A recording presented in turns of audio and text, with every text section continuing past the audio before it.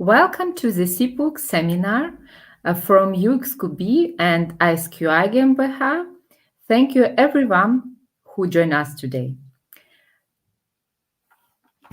Thomas Geis and I, Marina Trofimchuk from ISQI, Thomas Geis, President for International Usability and User Experience Quality Board, will guide you through the presentation. So we are starting. I will start with giving you some general information about ISQI GmbH and who is international certification body of UXQB. Afterwards, I will hand over to Thomas Geis, who will give you some into the CPUX portfolio. For those who haven't been in contact with ISQI before, I would like to give you some facts and figures about the company. ISQI has been founded in 2004 in Potsdam, Germany, and now we have 3 entities worldwide in the Netherlands, UK, and the US. Until today, we have conducted over 130,000 exams worldwide in more than 100 countries and in 10 different languages. We are working together with over 600 examiners who are conducting the exams globally.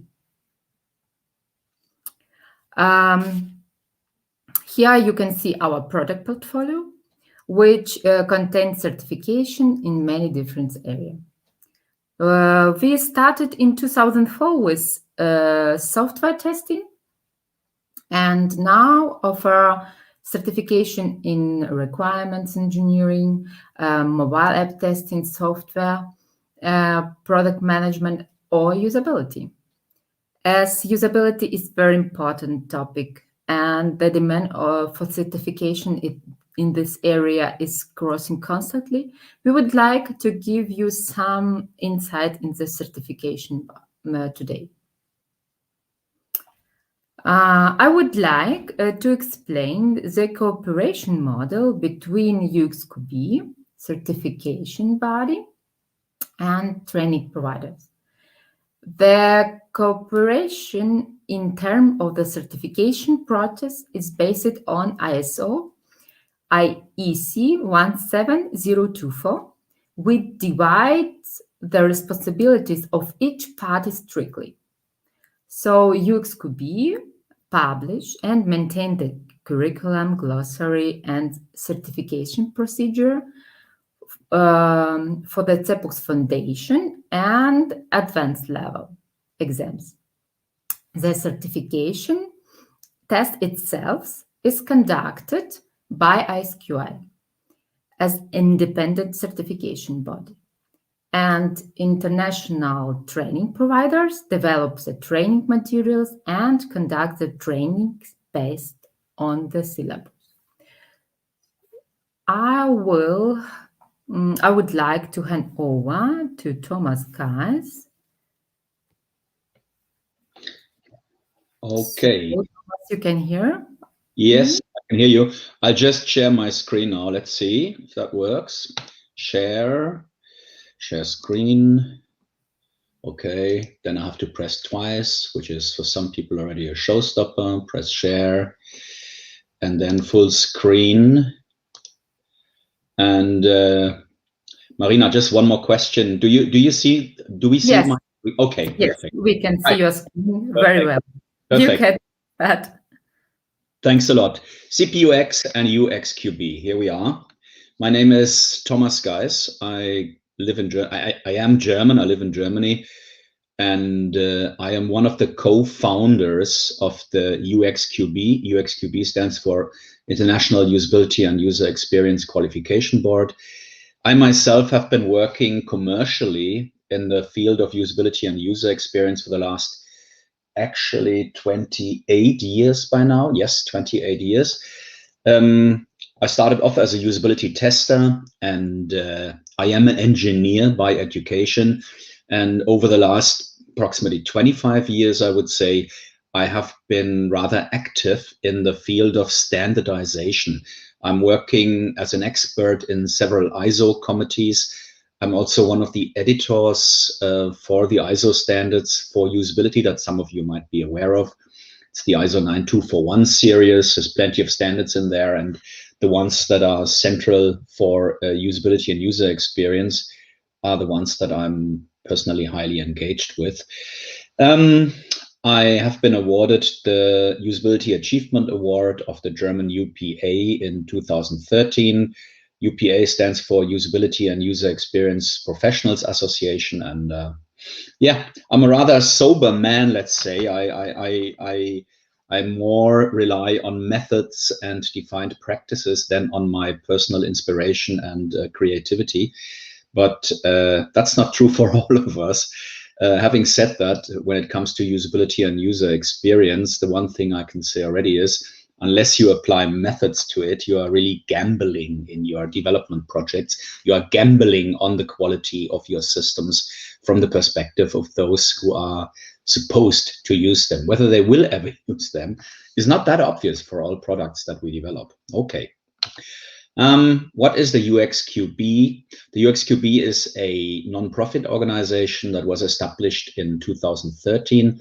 It's being operated by volunteers. We have no employees in the company.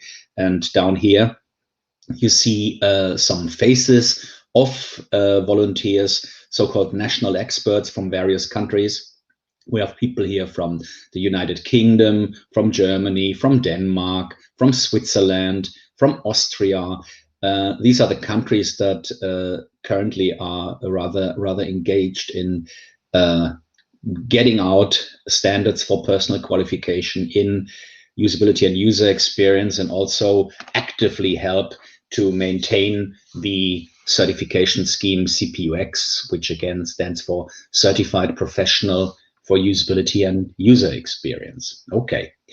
As I said before, I'm the it's called a president. You have to give those people a name who are responsible for whatever goes wrong. So I'm the president of this organization.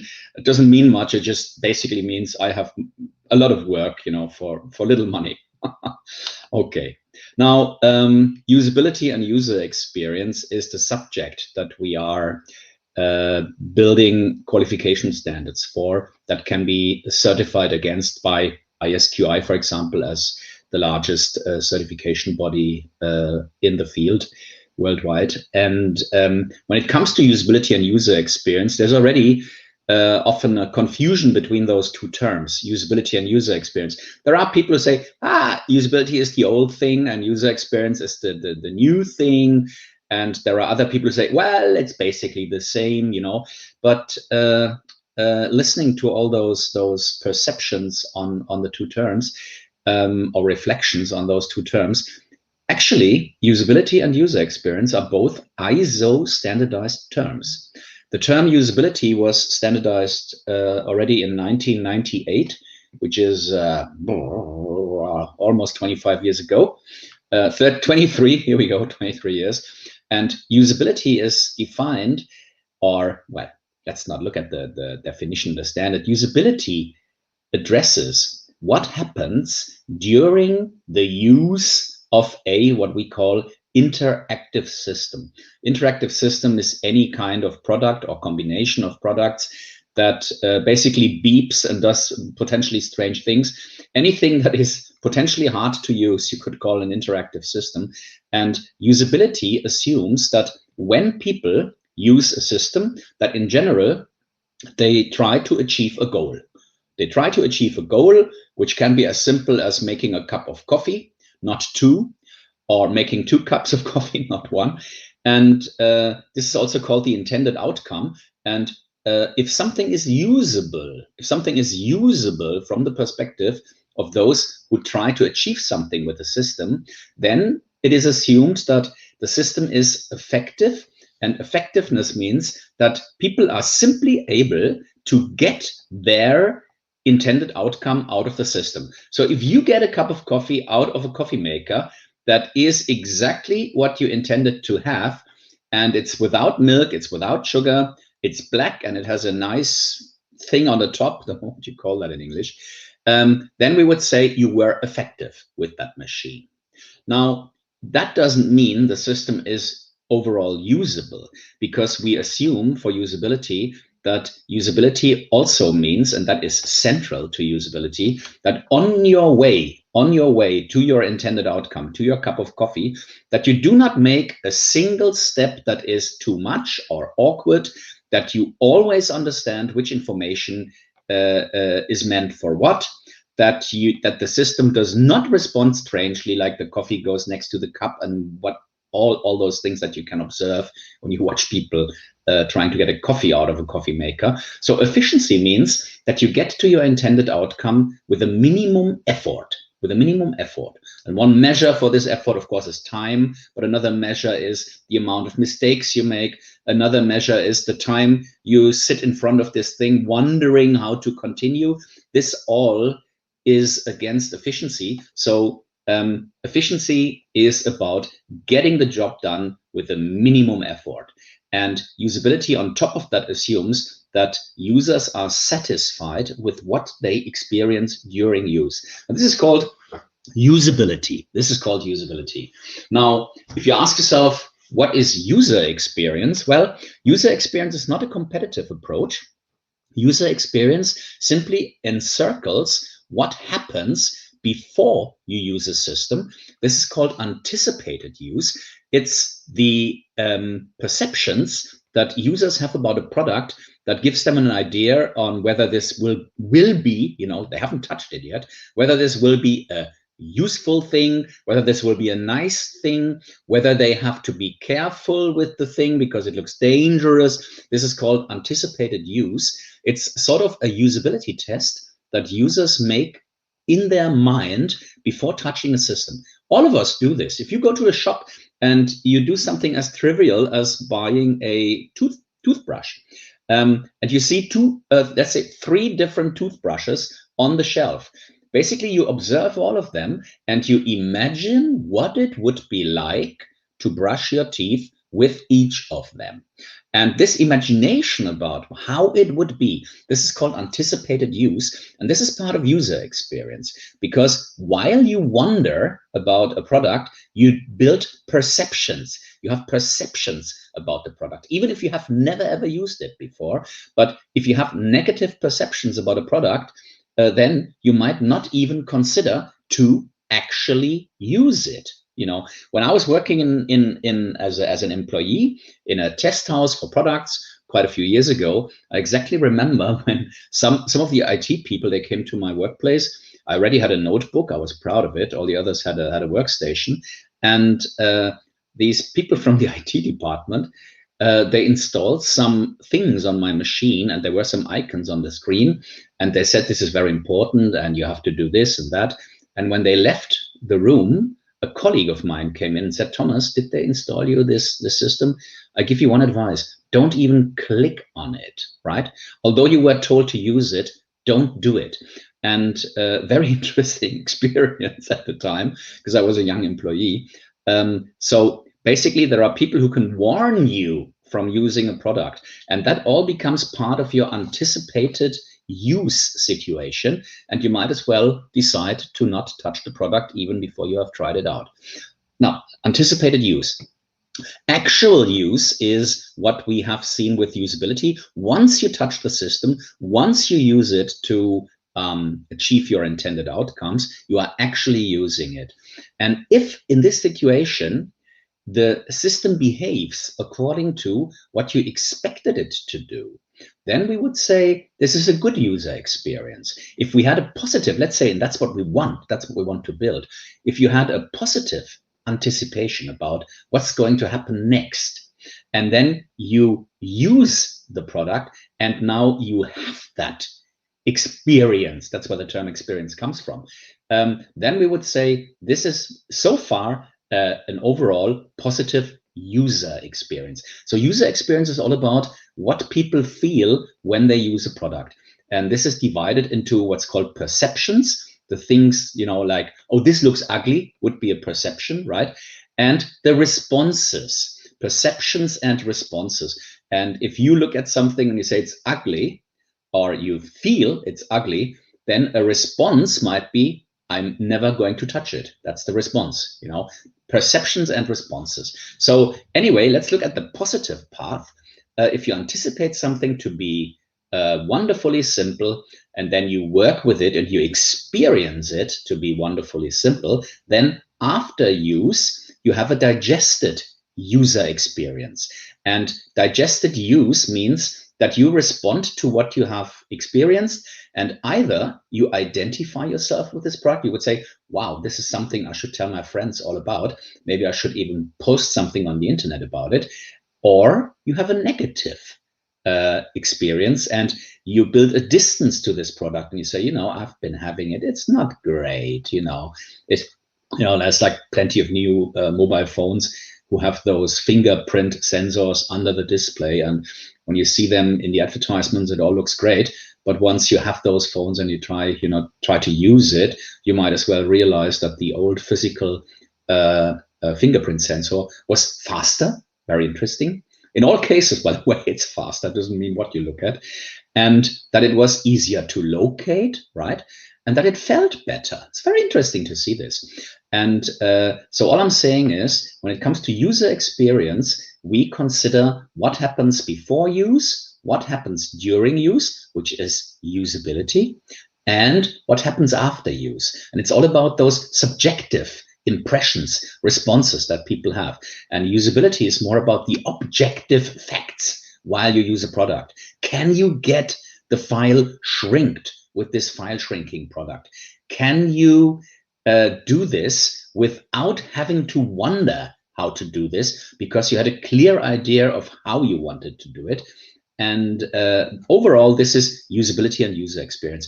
And for usability and user experience, there are so many rules that are product related, that help you designing the right thing, rules that are process related, that tell you what to do as part of your project. So you come out with a product with top usability and high user experience. And that's what everybody wants. And that's why we have the CPUX, the Certified Professional for Usability and User Experience. Now, in this figure here, I show you a bit of an example. I hope the internet is good enough today. A bit of a practical example, an application of the concept of user experience. What we're seeing here is an online shop from Berlin. It's a company called Mr. Specs. They started off as a, a startup a few years ago. Now they are #1 in Europe for online selling of glasses. And what you see here is, this is myself trying on new glasses without being in a shop. I just try those glasses on virtually. This is what we would call a user interface for anticipated use of glasses. This is user experience. Before you buy, you get a clear impression about what you are going to get. And what you're going to get is a pair of glasses. And we all know it when we go to the, what is it called? The optician? Is it the optician? I think it's the optician. If we go to the guys who sell us glasses in the shops, typically when you walk in, you're welcomed nicely and you get 7 ± 2 glasses to try on. And while you try them on, you make up your mind. But while you try them on, the next customer comes in, observes you while you do this. You feel embarrassed. Then the optician doesn't have enough time anymore to look after you. He also has to look after the other people. Then you make a purchase decision, and possibly after you get your glasses, you walk around town with them, look into every window, and am rather insecure about whether you made the right decision. And some people actually feel that for 2 years they are running around with glasses. That was a rather wrong decision to make, like the one that you see here. If I would run around with these, probably the wrong decision for a UX professional consulting insurances, banks, and medical device manufacturers. But anyway, all I wanted to show you here is that the concept of user experience is something that by the end of the day has to be practically applied in projects. And if you manage to design user interfaces for anticipating your products. You might sell many more. And if we look at Mr. Specs here, Mr. Specs, they started off as crazy young people who said, let's sell glasses online, where everybody said nobody buys glasses online. Now they are European market leader for doing this thing, and they have branches everywhere, in London, in Berlin, and Munich. You see them everywhere, in Rome. Okay, now just to give you an impression about the relevance of what we are doing here, this is not some old-fashioned consideration of usability and user experience. This is all about getting cool products out. Okay, now when it comes to designing products that shall have a high user experience and usability, there is actually a defined set of activities that shall be carried out in each and every project, and this is called human-centered design.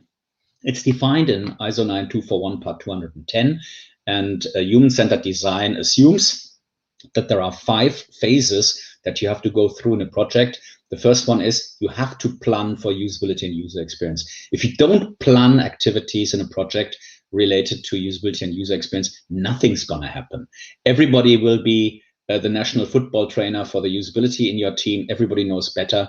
And by the end of the day, the only ones who know better and don't like it are the users. So what we want as part of a human-centered design process is we want to plan for usability and user experience activities. Then it is essential to understand what is actually the context that our users are in when we give them our product. And this is called context of use. And for each of those activities here, you see a set of deliverables where we say, if you do a decent context of use analysis, then the things that you see on the list here are the things to be produced.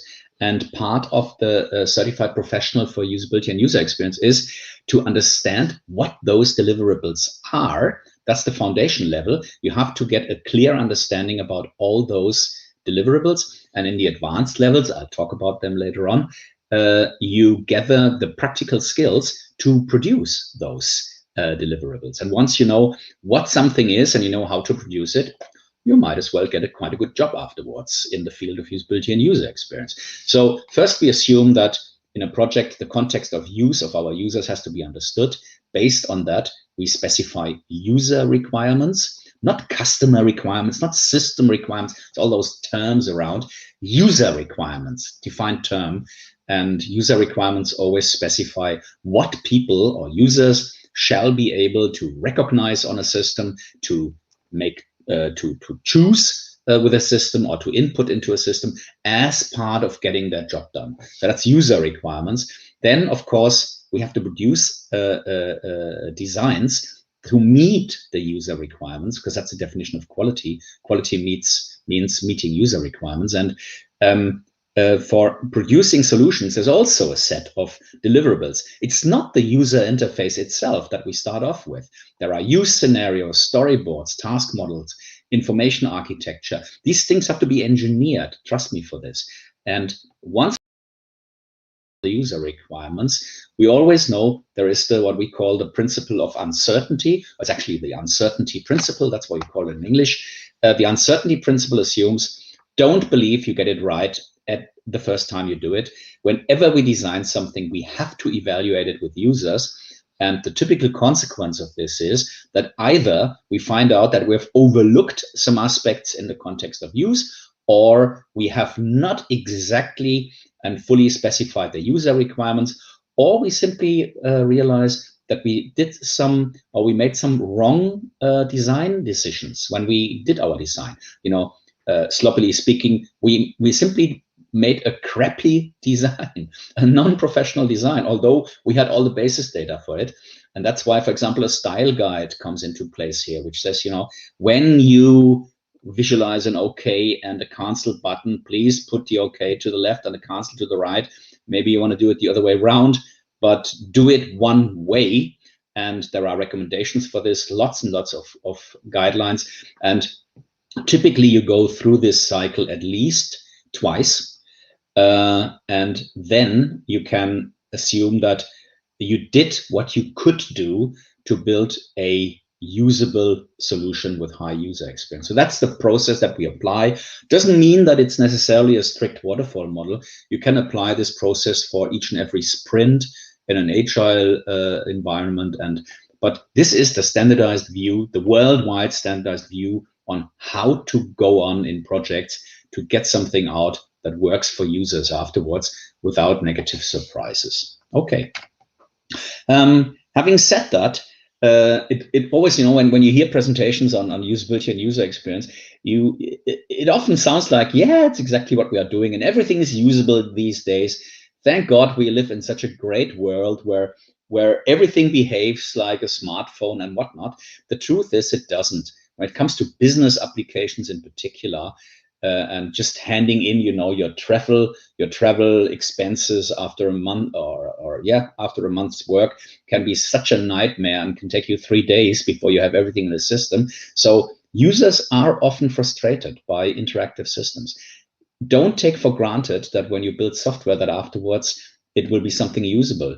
There's actually a trend that a colleague from the United States has let's say, explicated. It's Jed Spool. Jed Spool is one of our colleagues in the field of usability and user experience in the US. And Jed came up with this phenomenon that he calls experience rot. Experience rot assumes that you might have started off with a minimum viable product that everybody liked, and it did exactly what it was supposed to do. It didn't do much more than the essential functionality that everybody needed. And now, especially after release 1 it came out with release 1, and now especially after release 2, after release 3, you add complexity because you get feedback from the market, and people say, well, we need another button here, we need another select box there, and all of a sudden this thing becomes complex, and this is called experience rot. So products can lower their usability and user experience over time. They might start off quite well, and then they become a creep over time. And to prevent you from that, you should definitely each and every time when you update a system, whatever additional functionality comes in there, it should be based on user requirements. It should be analyzed.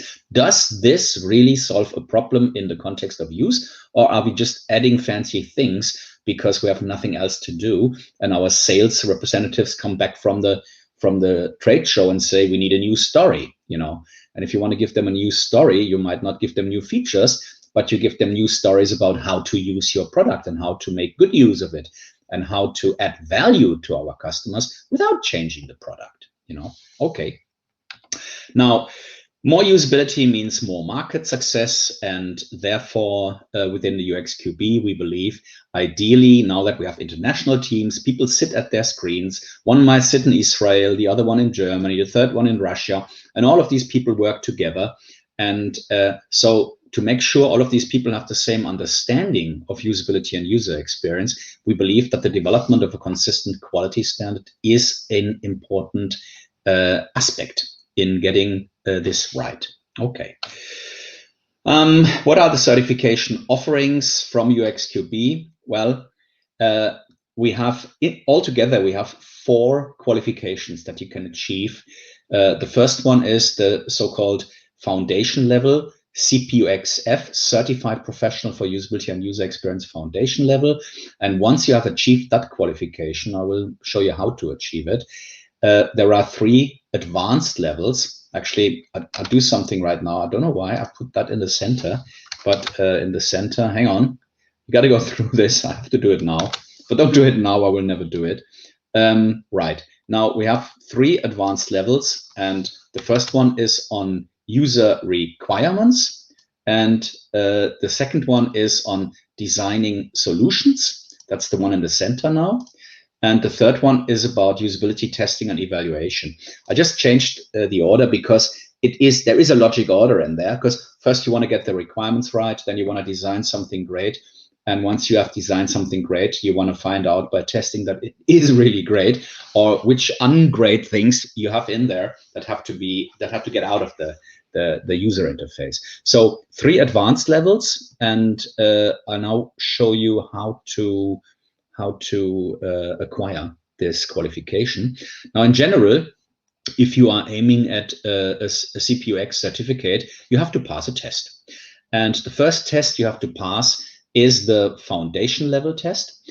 And there are no formal prerequisites. People always ask, well, do I have to have worked in the field of usability to do this certification test? The answer is, it is advisable, but you don't have to. Those people who have experience in the field of usability typically have less difficulty in passing the exam than others.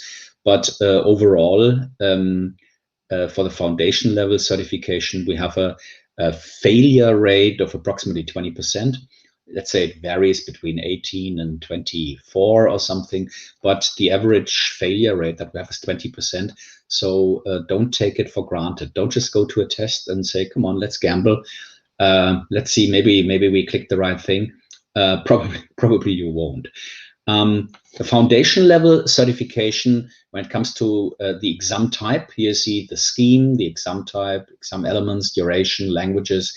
When you do the foundation level test, you either do it based on paper after a training of an accredited training provider of the UXQB, or you go to a so-called Pearson View Center. There are 5,000, I think, about 5,000 computer centers around the globe. Actually, they're marvelous, where you find them very many countries. And those Pearson View Centers, they are simply accredited to let people in and let them do the test, the certification test, at one of their computers, right? And it's proctored, which means somebody watches you while you do it. And this is the Pearson View version. And of course, maybe that's something I should add to the list. Totally forgotten over 1 year now. And of course, you can do the test online. ISQI offers you to do the test from at home. There is a system where you just register, and then you get a link. You don't necessarily even install a software. You open a browser window. There's a small plugin, probably, like with all of these things. And then you are observed during the test. There is a person, a proctor, we call it, an examiner, a person who watches your face and your hands, because you're not supposed to either speak to somebody. You have to be in a room with an empty table, just your notebook on it, and you are observed during the test. But then you do the test from at home, which is a rather relaxed thing to start off with. Now, what does this exam consist of? It's 40 questions, multiple choice questions, where for each of the questions you have 6 possible answers, and either 1 or 2 or 3 of the choices is correct. You will get an indication whether 1 or 2 or 3 of the choices are correct, and you have to click them after studying the question, and that's the way it works. A multiple choice test. The duration of the test is 75 minutes, 1 hour 15. So if you divide 75 by 40, that means for each of the questions, you don't even have 2 minutes, right? And 2 minutes are quickly gone if you wonder what something means. So assume that you have to be prepared to pass the test. Those of you who don't speak English or German get a 20% time extension, which means you can take 90 minutes to do the test. So if you apply with ISQI for a certification test and you say, look, I'm neither a German-speaking person nor an English-speaking person, because I come from Brazil or I come from Hungary, then you get 20% time extension. Then you have 90 minutes, which makes it a bit easier for you. The test is available in 3 languages, the CPUX-F. It's available in English, in German, and in Chinese. Those of you who go to our website, you will also find older versions of the curriculum in French and in, what else do we have? Russian, actually. But we did not yet update those older documents because the demand in French language and demand in Russian language is not that high that we want to invest at the moment to have those full sets of documents updated in those languages. So at the moment, basically English or German, and those of you who are from China, we also have Chinese in there. Okay, that's the foundation level. And once you have passed the test and received your certificate for the foundation level, you qualify to acquire the advanced levels. And for the advanced levels, there is always a theoretical test plus a practical test. Actually, here I have to correct something. Sorry about this one.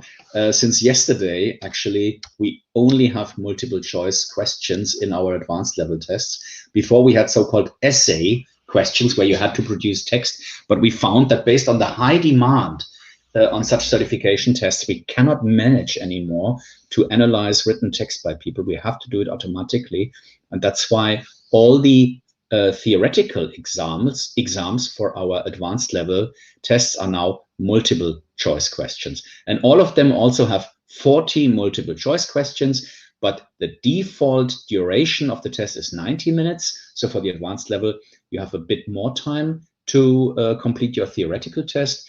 And those, again, those who are not native English and nor native German speakers can ask for 15 minutes plus. So true 20, well, yeah, 15 minutes plus. So it would be 105 minutes. And right, so all of our advanced level certifications have a theoretical test and they have a practical test. And practical test means that for example, for user requirements, for the user requirements professional, you have to do a so-called context of use analysis, which means you have to analyze for a given situation of users, what do these people really need when they are using the system? What are the user requirements for this? And you have 6 hours to complete that practical test in a classroom setting. So, you know, let's say 4 to 8 people come together. Or they don't come together, they sit together in one room, again, with an examiner from ISQI, and they get instructions, they get shown a video that they have to analyze, a video of a user being interviewed by a usability expert, and then you have 6 hours to come up with a specification of user requirements. This is the user requirements professional. So we always assume, when it comes to the advanced levels, we always assume that people have to prove that they have gained the skill to produce the required deliverables for that level. We have the second advanced level, designing solutions. This is rather new. We launched it actually in January. It was a long work to get consensus on that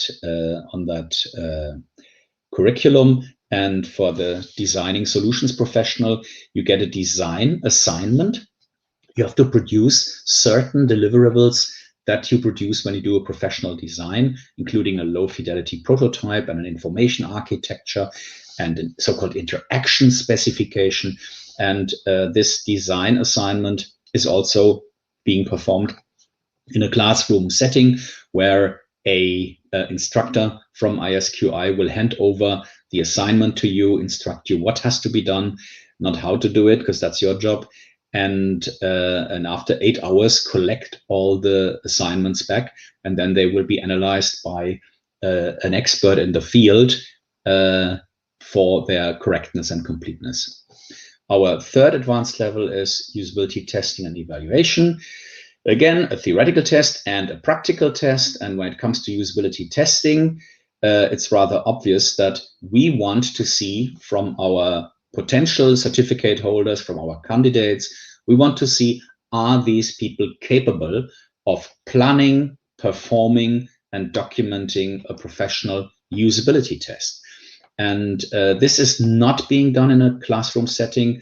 The practical examination for the usability testing professional is something you do at home. Well, yeah, you don't do it in the classroom. You do it either in the office of your employer, or you do it at home, or you go to a professional usability laboratory, a place that offers you the capabilities to do the test. And we assume that this assignment actually takes about 3 days, 3 times 8, 24 hours, you know, not more. But that is in reality what you have to do. You're supposed to perform a usability test with 3 individuals. And one after another, you first have to come up with a profile of user groups. You get a defined system that you have to test, and you have to come up with the full plan, the full performance, and the full documentation of that test. So that test is also available in English and German. And and let's say the mission that we have as UXQB when it comes to certification is, we want to make sure that those people, in particular those who are holders of advanced level certificates, that they really know how to do something and are capable of doing it. So there's a sort of a high, what's the word, we believe our advanced level certifications are extremely valuable from a job professional's perspective. And that's why we want to keep a certain level of quality. Okay. Right, here you get a bit of an impression when you do the practical test for the user requirements engineering professional. You get shown this video where a professional user requirements engineer or user researcher is another fancy term that people use these days, where a professional user researcher interviews a user about their context of use, and participants in the room are required to write down what they hear. That's the first part of the test, to actively listen to an interview and really write down what has been said. And afterwards, they have to analyze the data, come up with user needs in the context of use, come up with user requirements, structure them in terms of the tasks that the users really have.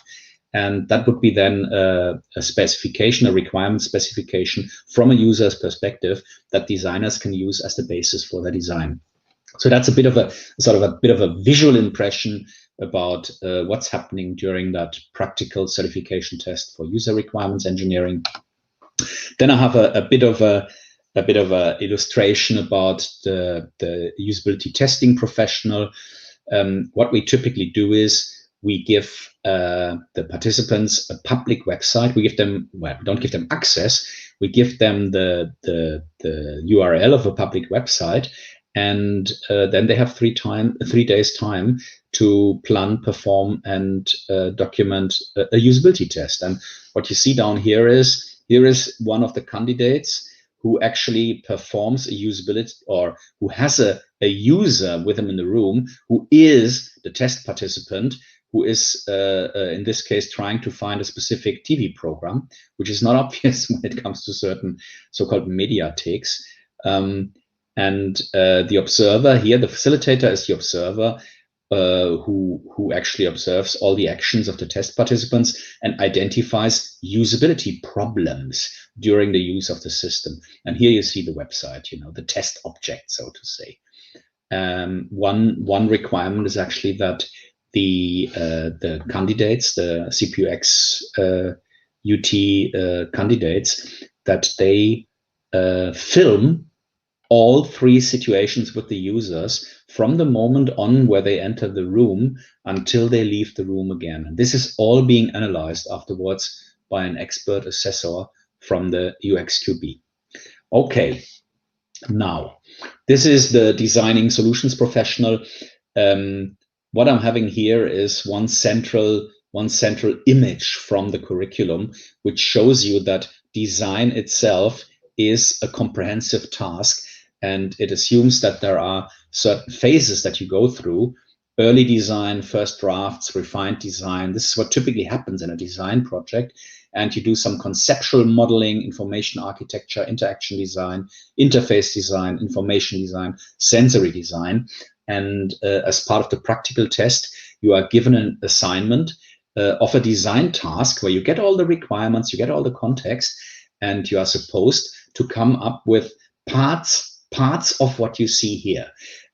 You are supposed to come up with some of those deliverables that you have to deliver as part of creating a user interface. And certainly one part of it is to come up with prototypes. So you are supposed to come up with a part of a prototype based on defined data. That's the designing solutions professional. It's a 1-day classroom exercise. We've started in January, but the demand, I must say, the demand is very high. Plenty of trainings have already been announced and are filling up, where you get trained by accredited training providers how to do this, and this is the certification test for it. Now, CPUX, exactly, here's a spot check on here's the table of contents of that document. And if you are interested in reading this, and it's a rather interesting document, you simply have to go onto our website, because on our website, uxqb.org, we have for each of our levels the full curriculum available. We have a full glossary of terms available. The certification procedure is described. There is a full set of public test questions. So, if you want to find out where am I actually in terms of knowledge in the field of usability and user experience, you can do a self-assessment. For each of our levels, foundation level and all the advanced levels, you find a set of public test questions, which are pretty representative for the real test, let's say the secret test, and you can do a self-assessment. We also have for each of our curricula a model course, let's say an example timetable, where we say, if you want to provide courses, and we get more and more companies signing up as as training providers, if you want to provide the training, we also give you a agenda that you can apply with a set of exercises, with all the content that you have to teach. And so you don't have to sort of invent that from scratch. All of our content is based on ISO standards, mainly ISO 9241. There are 3 standard parts, part 11, part 110. I'm the editor of this one. Part 210, actually, I am now also editor of 210. And there's another standard series called the Common Industry Format for Usability. That standard series has another number for historical reasons, 25060, and a few more. And these are the standards that we build our curricula on. Our approach is to not invent theories or to come up with our own beliefs about how usability engineering works and what user experience is. We strictly base our work on ISO standards, and we do believe that is a good thing, because this is what the world agrees on to begin with. Okay, or has agreed on to begin with. Just an impression of our website, www.uxqb.org. There is this document section here, and there you will find all the documents that I have more or less talked about. There are a few more on there. Okay. Just to give an example, a simple example of a term, the term user interface is originally defined in ISO 9241 part 110. And we actually, of course, rely on that definition, and we use the term in our curricula. And if you ask yourself, what is a user interface of a water bottle, just to have a provoking example on the screen, well, user interface is all the information that products contain that people need to fulfill a task with them, and it's all the controls that those products give you in order to complete your task. And if you ask yourself, what on earth is the task that is supported by those water bottles? Well, basically, it's the task drinking a glass of water. This is supported by these bottles. And if you ask yourself, user interface, which information do I need from a water bottle before I can start using it? Quite simple. You have to first see what is in there, And many of those water bottles, they give you all kinds of fancy information, but they don't tell you that there's water in there, right?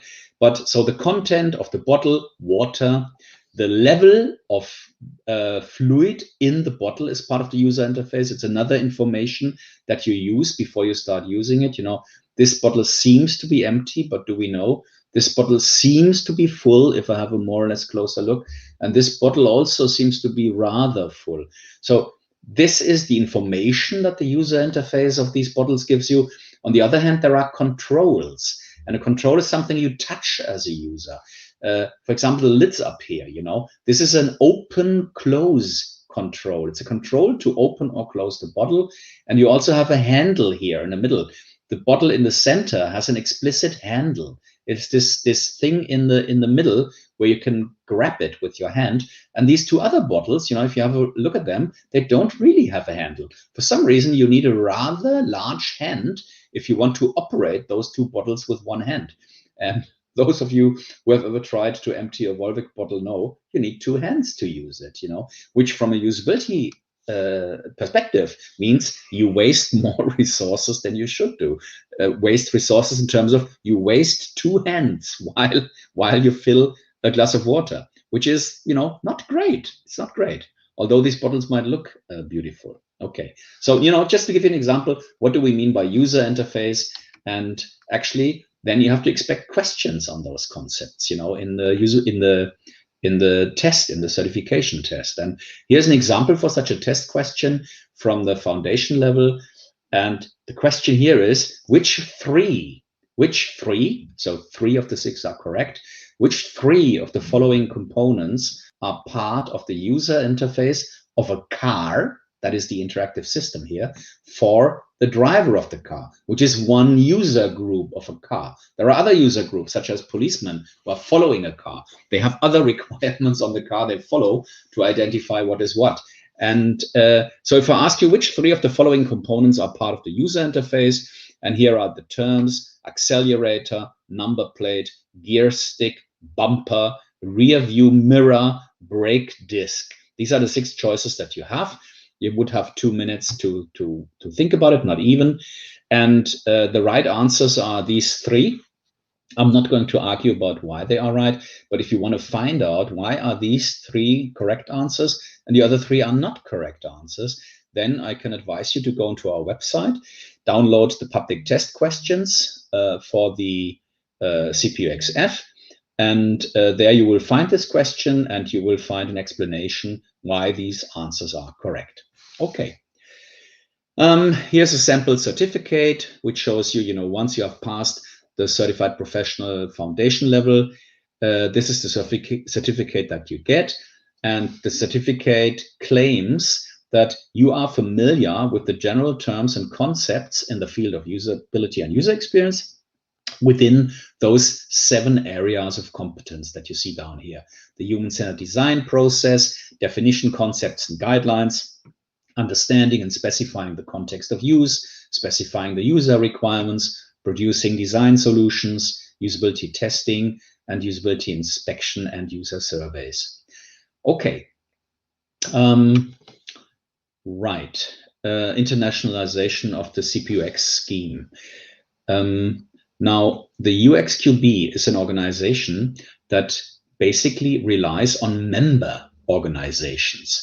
And the member organizations are those organizations from various countries that send their voluntary experts to contribute to the work of the UXQB. And currently, the member organizations of the UXQB are the German UPA, the British or the UK UXPA, the Swiss UXPA, they call themselves UX Schweiz, the Danish UXPA, which is UX Denmark, and UX Pro in Austria, which is a large non-profit organization of usability and user experience professionals in Austria. And these 5 organizations sent their people to do the work basically in the UXQB. So we are actually happy to welcome new additional international member bodies to the UXQB. Every country is invited to contribute, and this is how we are operated. At the moment, we have a bit more than 6,000 certified professionals since we started in 2013. The vast majority of them we find in Europe, but since we now have remote testing facility or capabilities, and we have the Pearson View centers in all those countries around the globe, we are getting more and more US attendance. We are getting more and more Chinese certified professionals. We have quite a few certified professionals in the let's say in the Arabian part of the world, and the membership or the ship of certified professionals is steadily growing. I wouldn't say exponentially. That would not be true. But it is. What's the other thing? If it's steadily, it's a straight line. So we are doing well, and it looks like we're doing the right thing. The demand is there, and people take it. And that's as much as I wanted to actually say today, I think. Is there another slide? No, there isn't. That's my part of the presentation for today. I would now want to hand over to Marina and see if there's any questions from those who have attended today. So we have time now to question, just 2 minutes. If someone have question, please write in the chat. And I want to thank you, Thomas, for really interesting speech. And we have just 2 minutes. That's why if nobody will write us, we need to close the session. And I mean, you can always send emails, can't you? And that's what we actually do get afterwards, don't we? Yes. If you have any question afterward, and you can write us an email, and you can see right now our contact in our slide. So once more for all of you. So I would like to thank you for attending today, and thank you very much for all. See you in next Thank you very week. much. Bye-bye. Bye-bye. Have a great weekend. Bye-bye, everybody.